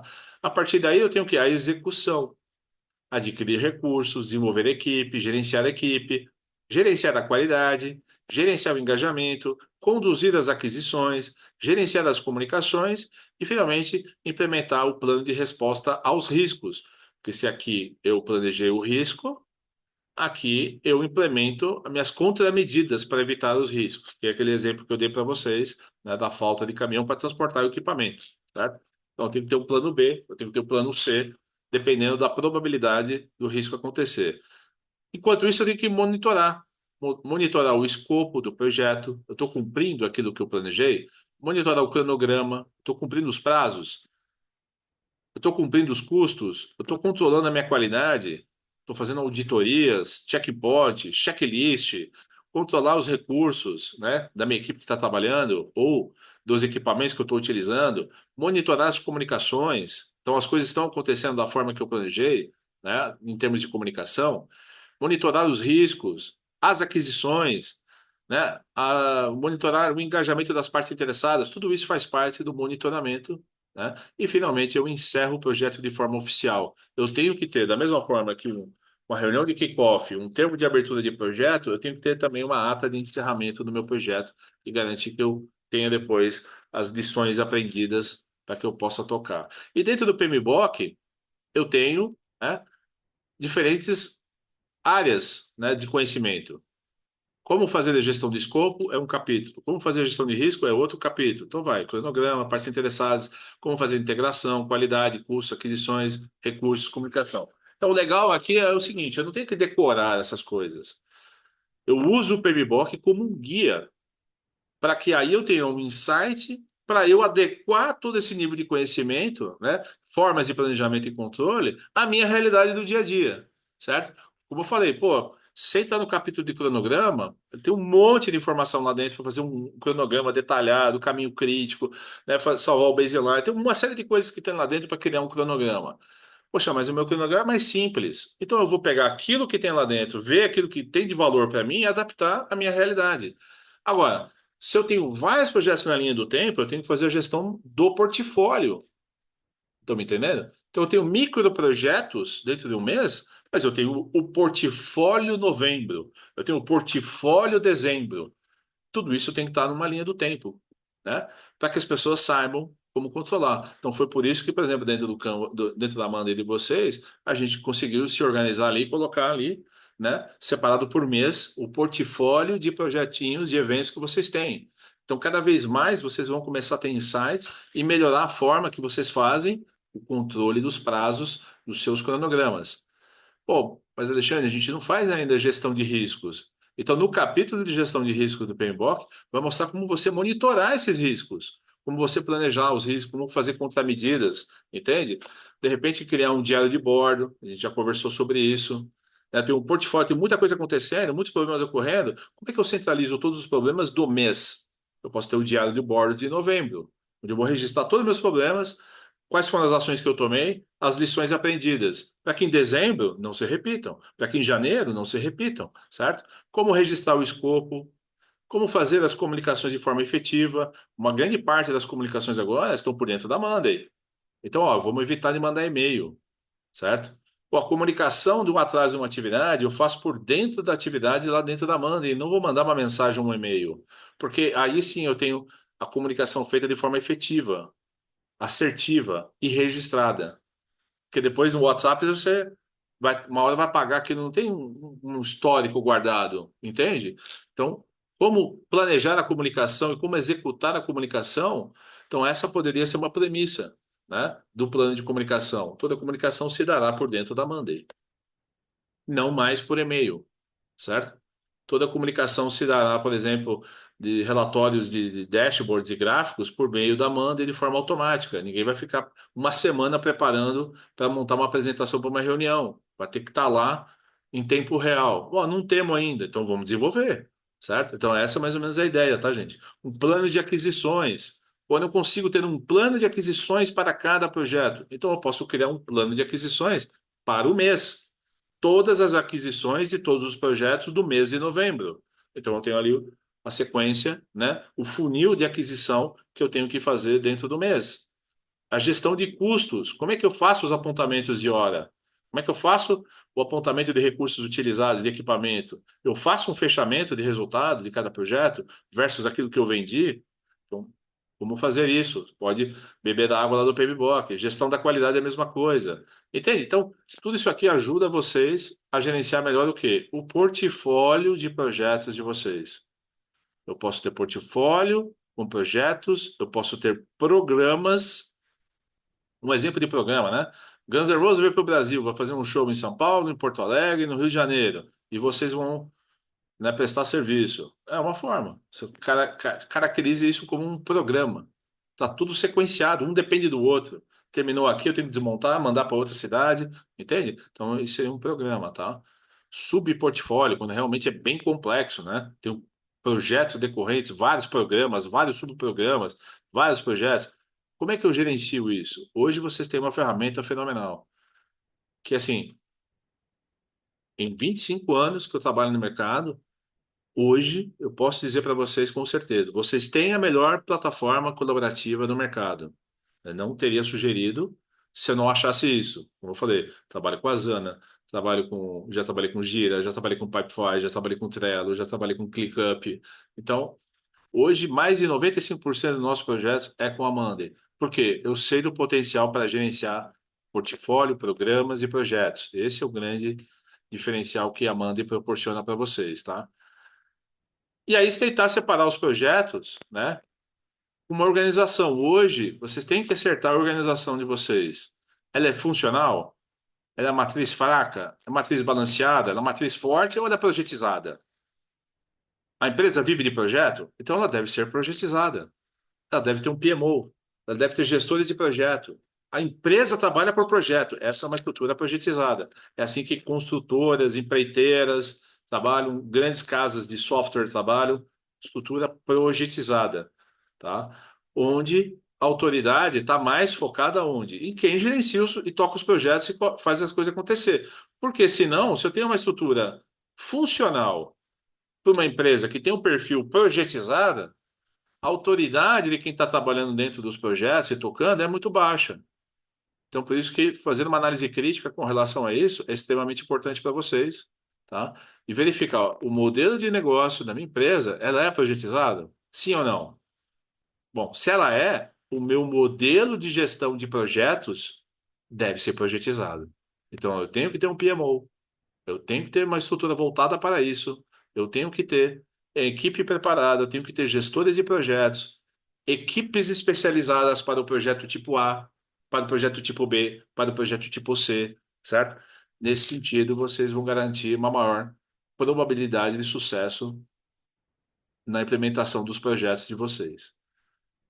Para finalizar, só para comentar, a gente tem diversos treinamentos, né? Treinamentos preparatórios para certificações, tá? A gente tem aí um treinamento muito interessante que é o War Room, é uma gamificação que eu criei um pouquinho antes da pandemia, tá? Eu desenvolvi esse treinamento justamente para fazer na Embraer. Eu estava aplicando diversos treinamentos de gestão de projetos na Embraer, e num determinado momento, eu achava que o treinamento lá devia ser um pouco mais lúdico. Então eu criei esse treinamento, que é uma super gamificação, né? Onde cada país, é como se fosse um tabuleiro de War, né? Só que mistura gestão de recursos, né? Gestão de projetos, né? Com gestão de equipes aqui, né? Focada. Então, cada país, cada equipe tem os seus objetivos, fazem o processo de ideação, então eles traçam os OKRs, o projeto de ideação, documentam isso nos Canvas e depois cada rodada é uma sprint do Scrum com Kanban, entendeu? Então, cada rodada da jogada é feita mais ou menos dessa forma. Então, foi um treinamento bastante lúdico. Eu toquei esse treinamento em algumas empresas aí grandes, tá? Inclusive na VEG, tá? Deu um trabalho carregar tudo lá para o sul, tá? E aí, a ideia é difundir o conhecimento, né? Tá vendo na parede aqui os Canvas, né? O pessoal colocando diversos documentos na parede, né? Para poder registrar com post-its, etc., criando um ambiente do War Room, que é a sala de guerra, né, que toda empresa que trabalha com projetos deveria ter para poder aumentar a probabilidade de sucesso. Dúvidas, amigos? Passei um pouquinho do tempo, mas esse foi o grande objetivo aí, colocar em 2 horas aí diferentes métodos, diferentes ferramentas e uma oportunidade de vocês fazerem uma autoavaliação e ver aquilo que pode ser colocado dentro de vocês aí para melhorar o dia a dia. Certo, Luiz? Beleza, Alexandre? Eu vou só dar minha opinião aqui. Bom, obrigado pela apresentação. Eu achei muito interessante, muito legal, porque só que é importante a equipe estar ciente do seguinte, né? Muitas das coisas que você falou aqui, às vezes o pessoal de campo, por exemplo, os técnicos, eles podem não ver no dia a dia, mas pode ter certeza que os eventos que eles participam usam um monte de coisa que você falou aí. Eles podem não saber, às vezes não ter visto, né? Mas assim, o cara vai falar. Eu já fui em reunião de evento corporativo que o cara tinha uma war room só para falar do evento corporativo dentro da agência. Então, com todas as técnicas, a gente só faz evento grande, com empresa grande. Então, essas técnicas, pode ter certeza que vocês podem não ter ouvido falar nunca, mas os clientes nossos usam o tempo todo. Tem, faz parte do evento. À medida que o evento vai aumentando de tamanho, cada vez mais você tem que usar isso. Então, quando você vai para um evento muito grande, você tem que usar um monte de ferramenta dessa. No dia a dia, quem aqui é do administrativo, supervisão, já usamos um monte de coisa, mesmo que às vezes eles não conheçam por esse nome, né, que você apresentou. Então, Canvas, Kanban, pô, a gente usa Trello, usa o Planner, usa um monte de outras coisas que já usa o Nano e tal, né? Então, acho que é bem interessante, assim, o treinador, o que o pessoal também tem que saber para não ficar assustado é que isso aqui é uma apresentação introdutória para vocês terem uma noção do que existe. Mas, assim, só para dar um exemplo, ele fala de umas das certificações aqui do PMI, do PMBOK. Eu fiquei 3 meses estudando todo dia para ter PMP. Então, demora muito, você tem que estudar muito, é muito material, você tem que ler muita coisa. Então, isso aqui é para vocês terem uma noção do que existe. Para lá para frente, quando vocês forem ter que usar, você já tem uma noção do que, o que tem, o que eu posso usar. Mas tudo isso é muito utilizado em um monte de coisa muito maior. Alguém quer falar alguma coisa? Fernanda, alguém daqui? Então é isso, sim. Quer falar alguma coisa? Não, mas eu tô. Beleza, então acho que é isso, Alexandre. Obrigado pelo tempo. Sei que isso não tem pouco aí, mas valeu a pena. Foi. Maravilha. Você tem como compartilhar a apresentação depois, Alexandre? A apresentação, esse material que eu usei, passar aqui de novo no chat, tá? Basta fazer o Tá, download aqui. tá E bom. eu vou concluir aqui a gravação e eu vou depois tentar subir no YouTube e eu mando o link para vocês. Tá bom. Aí você pode assistir com. Obrigado. Eu sei que eu falo rápido, né? Porque tem muito assunto, muita coisa. A gente só tinha 2 horas, então eu tentei dar uma passada e com calma dá para olhar cada ponto. Mas é justamente isso que você falou. O objetivo aqui não era fazer vocês virarem especialistas em 2 horas em todos esses assuntos. É mais para abrir a cabeça, criar né, um entendimento daquilo que existe e que pode agregar valor no dia a dia de vocês. Beleza? Legal. Valeu, Alexandre. Maravilha. Um grande abraço para Obrigado. vocês Obrigado, aí. Bom Alexandre. dia, bom resto de semana. Abraço, gente. Bom dia, bom trabalho. Tchau, tchau.